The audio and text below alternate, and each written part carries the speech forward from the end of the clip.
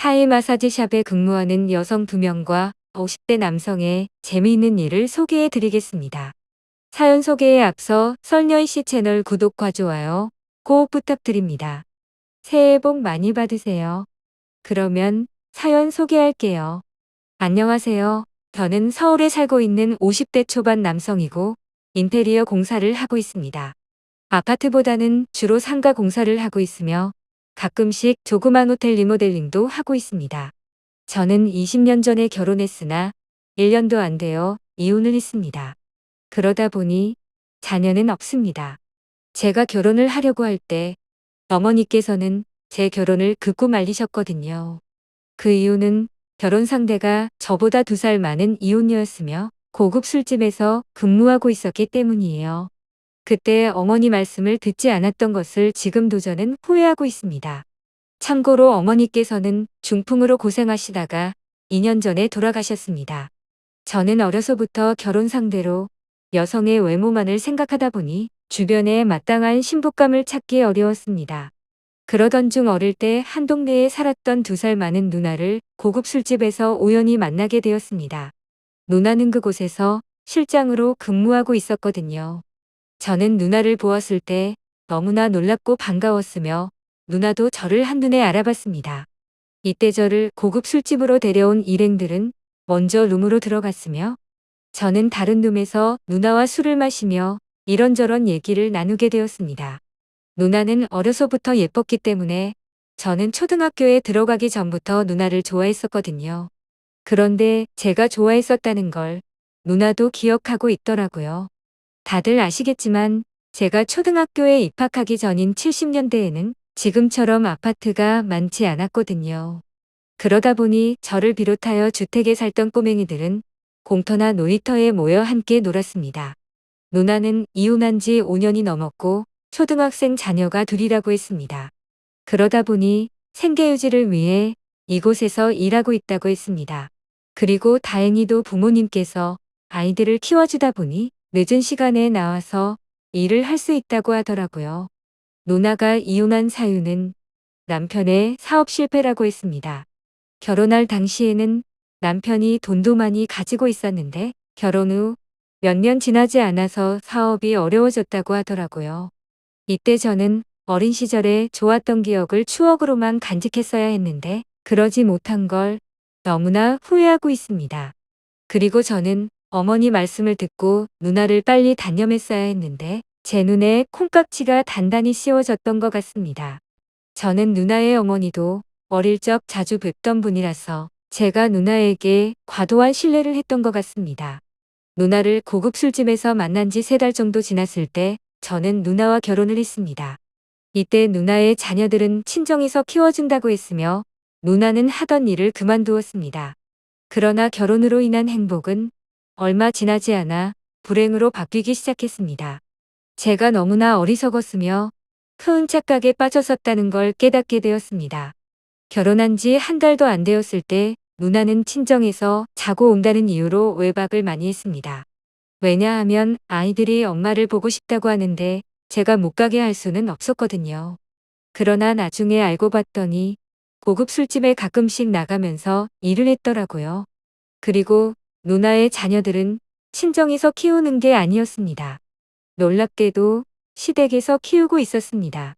그리고 이혼한 전 남편도 시댁에서 머물다 보니 누나는 저와 결혼 생활을 하는 중에도 이혼한 남편과도 만났더라고요. 그뿐 아니라 누나의 친정아버지께서 조그만 복권방을 하겠다고 하여 돈이 필요하다고 했습니다. 저는 복권방은 망할 일도 없다고 생각했기 때문에 제가 모았던 돈을 누나에게 주었습니다. 나중에 알고 봤더니 복권방은 다 거짓말이었고 누나가 전 남편에 대해 보증 섰던 빚을 일부 갚은 거였더라고요. 저는 더 이상은 안 되겠다 싶어서 누나와 이혼을 하게 되었습니다. 그리고 결혼은 2번 다시 생각하지 않게 되었습니다. 이혼을 하면서 저는 위로금 성격의 돈을 누나에게 마련해 주었습니다. 그러다 보니 저는 약간의 빚을 지게 되었습니다. 제가 누나에게 위로금을 준 이유는 누나는 저와 결혼하지 않으려고 했습니다. 그러나 제가 계속 조르다 보니 결혼을 하게 되었거든요. 그리고 누나는 저와 결혼하면서 혼인신고는 천천히 하자고 했습니다. 그러나 저는 혼인신고를 빨리 하자고 했거든요. 그래서 누나는 제 뜻에 따라 혼인신고를 하게 되었습니다. 그리고 제가 누나에게 이혼을 하자고 먼저 말하자 누나는 이혼을 망설이면서 계속 미루더라고요. 이때 제 친구가 위로금을 조금 줘서라도 원만히 끝내라고 해서 저는 대출을 받아서 누나에게 돈을 건네주었습니다. 저는 이혼 후 충격으로 1년간은 일도 제대로 하지 못했습니다. 그리고 엎친 데 덮친 격으로 어머니께서 중풍으로 쓰러지셔서 병원에 입원하게 되었습니다. 이때 저는 열심히 돈을 벌어야겠다는 다짐을 하게 되었습니다. 처음에는 어머니 치료비를 보태다 보니 대출금을 줄이지 못했습니다. 그러나 어머니께서 발병하신 지 2년이 지났을 때 많이 회복이 되시면서 다행히도 병원비 부담은 줄어들게 되었습니다.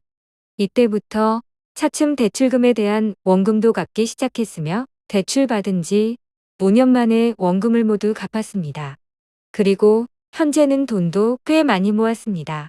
저는 이혼 후 마음의 상처가 컸지만 그래도 나름 극복하고 현재는 하루하루 열심히 살아가고 있습니다. 저는 대출금을 갚기 위해 돈을 아껴 쓰는 습관을 갖다 보니 지금도 먹는 거 외에는 거의 돈을 쓰고 있지 않습니다. 그런데 나이가 50이 넘다 보니 조금씩 체력이 떨어진다는 것을 느꼈습니다. 이때 제가 이혼할 때 조언해주고 힘이 되어준 친구가 마사지샵을 다니라고 하는 거예요. 자기도 힘들 때 가끔씩 간다고 하면서요. 참고로 제 친구는 결혼을 했으며 다복한 생활을 하고 있습니다. 와이프와 사이도 좋고 자녀도 셋이나 낳았습니다. 사실 저는 마사지에 대해서는 여성들이 피부 관리하는 곳으로만 생각을 했었기 때문에 비싼 줄로만 알았습니다. 그러나 마사지 비용이 비싸지 않다고 친구가 저에게 알려주었습니다. 요즘에는 외국인들이 우리나라에 와서 돈을 벌기 위해 마사지샵에서 일하고 있기 때문이라고 하면서요. 그래서 저는 지금부터 4달 전에 제 친구가 소개해준 타이 마사지샵을 처음으로 방문했습니다. 마사지샵은 제가 살고 있는 곳에서 가까웠으며 우리 또래 여사장이 운영하고 있었습니다. 친구가 미리 연락을 해놨기 때문에 제가 방문했을 때 여사장은 친절하게 대해 주었습니다. 이때 여사장은 저에게 기본 마사지를 1시간만 받아보라고 했습니다. 그리고 시간이 될 때마다 자주 오라고 했으며 다음에는 다른 종류의 마사지도 받아보라고 하더라고요. 저는 마사지 비용을 지불한 후 여사장의 안내에 따라 마사지 룸으로 들어갔으며 여사장이 건네준 마사지복으로 갈아입었습니다. 그리고 잠시 후 외국인 여성이 들어왔는데 저는 깜짝 놀랐습니다. 왜냐하면 나이는 30살 정도였는데 엄청 미인이었거든요. 그리고 키는 160 정도로 보였습니다. 저는 1시간 동안 마사지를 잘 받은 후 옷을 갈아입고 마사지 룸에서 나왔습니다. 이때 여사장은 카운터에 앉아 있었습니다. 저는 오늘 마사지를 잘 받았다고 여사장에게 인사를 했습니다. 그러자 여사장은 제 친구가 미리 얘기를 해서 가장 인기가 많은 종업원을 저에게 배정해 줬다고 하더라고요. 그래서 저는 여사장에게 고맙다고 인사를 한 후 마사지샵을 나왔습니다. 저는 친구에게 전화를 걸어 오늘 마사지를 잘 받았다고 얘기했으며 몸이 너무나 가뿐해졌다고 말했습니다. 그러자 친구는 저에게 시간이 될 때마다 자주 마사지를 받으라고 했습니다. 저는 친구에게 알았다고 했으며 오늘 마사지를 해준 종업원이 너무 예쁘고 마음에 든다고 말했습니다. 이에 친구는 다음에도 마사지를 받으러 가면 그 종업원으로 배정해달라고 여사장에게 말하라고 하는 거예요. 그래서 저는 알았다고 했습니다. 이때 친구는 저에게 종업원에게 봉사료를 줬냐고 묻는 거예요. 그래서 저는 안 줬다고 했습니다. 그러자 친구는 봉사료를 안 줘도 괜찮지만 종업원이 마사지를 잘해줬고 또 만족했다면 자발적으로 소정의 봉사료를 주는 게 좋아라고 저에게 말하는 거예요. 그래서 저는 알았다고 했습니다. 사실 1시간 동안의 마사지 비용도 제 수준에서는 비싸지 않은 편이며 친구가 말한 소정의 봉사료도 저에게는 부담이 없는 수준이거든요. 저는 며칠 후 함께 일하는 직원들과 저녁 식사를 한 후 마사지를 받기 위해 지난번에 갔던 마사지샵으로 들어갔습니다. 밤 10시쯤이다 보니 마사지를 받으려는 손님들이 많았습니다. 그래서 오랜 시간 대기를 해야 하는 상황이었습니다. 이때 여사장은 저에게 이 시간대에는 미리 전화 예약을 하고 방문하시는 게 좋아요. 그리고 오후 시간이나 저녁 8시 전에는 손님이 많지 않아요 라고 말하는 거예요. 그래서 저는 다음에 오겠다고 말하고 집으로 들어왔습니다. 이후 저는 인테리어 일을 하면서도 지난번 저에게 마사지를 해줬던 종업원이 자꾸 눈에 아른거렸습니다. 그래서 저는 토요일 오후 시간에 마사지샵을 갔습니다. 지난번 저에게 마사지를 해줬던 종업원의 이름을 알지 못하였으나 여사장은 그 종업원을 기억하고 있었습니다. 잠시 후 저는 지난번에 마사지 해줬던 종업원에게 기본 마사지를 다시 받게 되었습니다. 저는 종업원에게 이름을 물었더니 캔디라고 불러달라고 하더라고요. 물론 실제 이름은 아니라고 하면서요. 그리고 나이를 물었더니 35살이라고 했습니다. 이때 종업원도 제 이름을 물어봐서 저는 테리라고 불러달라고 했습니다. 그리고 종업원은 제 나이도 묻는 거예요. 그래서 저는 몇 살로 보이는지 물었더니 종업원은 제가 45으로 보인다는 거예요. 그래서 저는 아무런 말을 하지 않았습니다. 그리고 실제 나이보다 적게 봐주니 기분이 좋았습니다. 저는 이때 종업원에게 봉사료를 조금 줬는데 엄청 좋아하더라고요. 그리고 저는 마사지를 받는 것보다 종업원과 대화를 하고 싶어졌습니다. 그래서 잠시 후 종업원에게 마사지는 그만하고 제 옆에 누우라고 했습니다. 저는 스마트폰 구글 번역기를 통해 궁금한 사항들을 묻기 시작했습니다. 그러자 종업원은 웃으면서 답변을 잘해주었습니다. 서로 각자의 스마트폰을 이용해서 저는 한국어를, 종업원은 태국어를 입력해서 대화를 나눴습니다. 종업원은 태국 치앙라이에서 왔으며 미혼이라고 했습니다. 그래서 저는 이렇게 예쁜데 진짜 미혼이 맞냐고 다시 물었습니다. 그러자 종업원은 저에게 사실은 이혼했다고 하더라고요. 그리고 종업원은 저에게도 결혼을 했는지 묻는 거예요. 그래서 저도 오래전에 이혼했다고 말했습니다.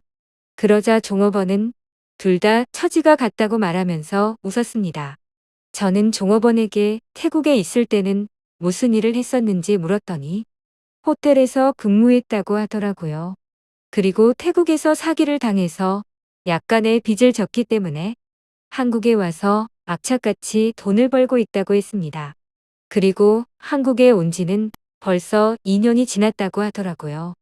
저는 종업원에게 한국에서 돈을 얼마나 벌었는지 물었습니다. 그랬더니 태국에서 있었던 빚을 모두 갚았으며 현재 3천만 원 정도 모았다고 하더라고요. 그래서 저는 잘했다고 했습니다.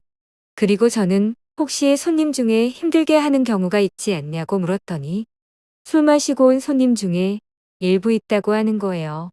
그래서 저는 힘들 때는 곧바로 사장에게 말을 하라고 했습니다.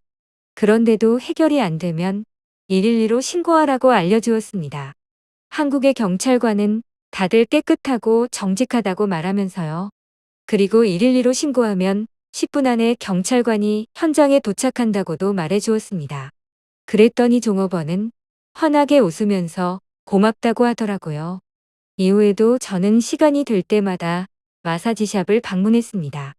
그러면서 마사지를 받기보다는 종업원과 함께 누워 구글 번역기를 통해 대화를 나누었습니다. 그리고 저는 종업원에게 쉬는 날에 점심이든 저녁이든 사주겠다고 했더니 알았다고 하는 거예요. 그러자 종업원은 함께 거주하는 동생하고 같이 나와도 되냐고 해서 저는 좋다고 했습니다. 참고로 종업원은 마사지샵 주변 원룸에서 동생과 둘이 거주하고 있다고 하더라고요. 저는 종업원과 전화번호도 교환했으며 카톡 친구도 등록을 했습니다. 그래서 저는 가끔씩 종업원 생각이 날 때마다 카톡으로 메시지를 보냈습니다. 제가 종업원에게 하고 싶은 말을 구글 번역기에서 태국어로 번역한 후 복사해서 카톡에 붙여넣기로 전송하면 되거든요. 이에 종업원은 한국어로 번역을 해서 답장을 줄 때도 있었고 바쁠 때는 태국어로 답장을 보내왔습니다. 저는 태국어로 온 답장 내용은 구글 번역기에서 번역해서 내용의 의미를 이해했거든요. 제가 굳이 태국어를 배우지 않아도 소통이 되다 보니 하루하루가 너무나 즐거웠습니다. 그리고 종업원이 한국에서 2년 정도 거주하다 보니 기초적인 한국어는 구사할 수 있었습니다. 그러다 보니 조금 불편하고 시간이 조금 더 소요될 뿐이지 의사소통은 잘 되었습니다. 지금부터 3달 전 일요일 저녁에 저와 종업원, 그리고 종업원과 함께 거주하는 동생 셋이서 마사지샵 주변 일식집에서 식사를 했습니다. 참치회를 먹으면서 저는 간단히 소주를 마셨고 종업원과 동생은 맥주를 마셨습니다. 식사 후 카페에 가서 차를 마시고 헤어졌습니다. 이때 종업원과 동생은 즐거웠다고 했으며 고맙다고 말하더라고요. 이후 저는 시간이 될 때마다 계속 마사지샵을 방문했습니다. 그리고 종업원과 저는 어느덧 살짝 키스도 하는 사이가 되었습니다. 저는 종업원에게 다음번 쉬는 날에는 둘이서만 만나자고 하니까 종업원은 알았다고 했습니다. 지금부터 2달 전 일요일 저녁에 저는 종업원과 만나서 식사를 했습니다. 그리고 호텔에 가서 즐거운 시간을 보냈습니다. 그러면서 종업원과 저는 서로를 많이 신뢰하게 되었으며 연인이나 다름없는 사이가 되었습니다. 그리고 종업원은 다음번 쉬는 날에는 오전에 만나서 여기저기 다니자고 하는 거예요. 그래서 저는 알았다고 했습니다. 그러자 종업원은 지난번에 봤던 동생도 같이 나와도 되는지 묻는 거예요. 저는 걱정하지 말라고 말했으며 함께 나오라고 했습니다. 그로부터 2주 후 일요일 오전에 셋이서 만나서 박물관을 갔습니다. 그리고 점심 식사 후에는 백화점을 갔습니다. 저는 종업원과 동생에게 청바지를 사주었는데 굉장히 좋아하더라고요. 저는 한 명만 사주는 건 도리가 아니라고 생각했기 때문에 2명 모두에게 사줬거든요. 그리고 백화점에 있는 중식당에서 저녁 식사를 했는데 종업원과 동생은 너무나 좋아했습니다. 이후 분위기 좋은 카페에 가서 차를 마시고 헤어졌습니다. 그런데 이때 약간 특이한 점이 있었습니다. 지난번에는 잘 느끼지 못했는데 이번에는 종업원의 동생이 저에게 상당한 호감을 갖고 있다는 느낌을 받았습니다. 그렇지만 저는 별다른 내색을 하지는 않았습니다. 이후에도 저는 일주일에 2번 정도 마사지샵을 계속 방문했으며 종업원과 대화하면서 즐거운 시간을 보냈습니다. 그리고 지금부터 1달 전 일요일 저녁에 저는 종업원을 만나서 식사를 했습니다. 식사 후 호텔이 아닌 제가 사는 집에 가자고 했더니 종업원은 알았다고 하는 거예요. 종업원은 제가 어떻게 사는지 궁금했다고 하더라고요. 그래서 제가 살고 있는 조그만 아파트로 함께 갔습니다. 그리고 둘이서 좋은 시간을 보냈습니다. 잠시 후 저는 종업원에게 여기서 자고 가라고 했는데 종업원은 동생이 기다려서 안 된다고 하는 거예요. 그래서 저는 종업원이 살고 있는 원룸 앞까지 바래다 주었습니다. 저는 이후에도 계속 마사지샵을 방문했습니다. 종업원과 함께 있는 게 좋았고 다른 한편으로는 종업원에게 잠시나마 쉬는 시간을 주고 싶었거든요. 한 번은 종업원과 함께 누워 제가 스마트폰으로 검색한 사이트에 들어가서 남자들이 좋아하는 영상을 시청했습니다. 종업원도 나이가 있다 보니 다 이해하더라고요. 그런데 남녀들만 나오는 영상뿐만 아니라 셋이서 나오는 영상도 있는 거예요. 셋이서 나오는 영상을 계속 보고 있다 보니 종업원이 저에게 재미있냐고 묻는 거예요. 그래서 저는 종업원에게 남자들은 여자들과 달리 셋이서 나오는 거 좋아한다고 했습니다. 그러자 종업원이 웃으면서 태국어로 뭐라고 말하는데 저는 잘 알아듣지 못했습니다. 이때 저는 종업원에게 나랑 결혼하자고 말했습니다. 그러자 종업원은 웃으면서 정말이냐고 묻는 거예요. 그래서 저는 정말이라고 했더니 종업원은 생각해 보겠다고 했습니다. 이렇게 재미있는 나날을 보내던 중 지금부터 2주 전 일요일 저녁에 종업원과 동생, 저 이렇게 셋이서 만나게 되었습니다. 저녁 식사 후 제가 살고 있는 아파트로 가서 차를 마셨습니다. 저는 이날 남자들이 좋아하는 걸 할 생각은 전혀 없었습니다. 그런데 종업원과 동생은 재미있는 추억을 저에게 만들어 주었습니다. 저는 난생 처음 경험해보는 순간이었으며 영원히 잊지 못할 것 같습니다. 이후 밤 10시쯤 저는 종업원과 동생을 원룸까지 바래다 주었습니다. 저는 이렇게 즐거운 날들이 계속될 거라 생각했습니다. 그러나 지금부터 일주일 전에 종업원은 어머니께서 편찮으셔서 태국으로 급히 출국해야 한다고 하는 거예요. 이때 종업원은 태국 집 주소를 저에게 알려주었으며 태국에 오게 되면 꼭 방문해 달라고 했습니다. 그리고 종업원은 카톡은 없애지 않을 거라고 했습니다. 그리고 태국에 가서 태국에서 사용하게 될 새로운 전화번호도 알려주겠다고 했습니다. 저는 종업원이 출국하는 날 배웅을 해주고 싶었습니다. 그렇지만 출국하는 날이 평일이었고 제가 중요한 일정이 있다 보니 인천공항에 함께 가지 못하게 되었습니다. 그래서 저는 선물을 준비했으며 종업원이 출국하기 전날에 만나서 직접 주었습니다. 저는 앞으로 어떻게 해야 할지 지금도 많은 생각을 하고 있습니다. 저는 친구에게 지금까지 있었던 일을 모두 얘기했더니 제가 마음 가는 대로 하라고 하더라고요. 제가 태국으로 돌아간 종업원과 다시 만나게 되면 추후의 사연으로 소개해 드리겠습니다. 시청해 주셔서 감사드립니다. 구독과 좋아요 꼭 부탁드립니다. 좋은 영상으로 계속 인사드리겠습니다.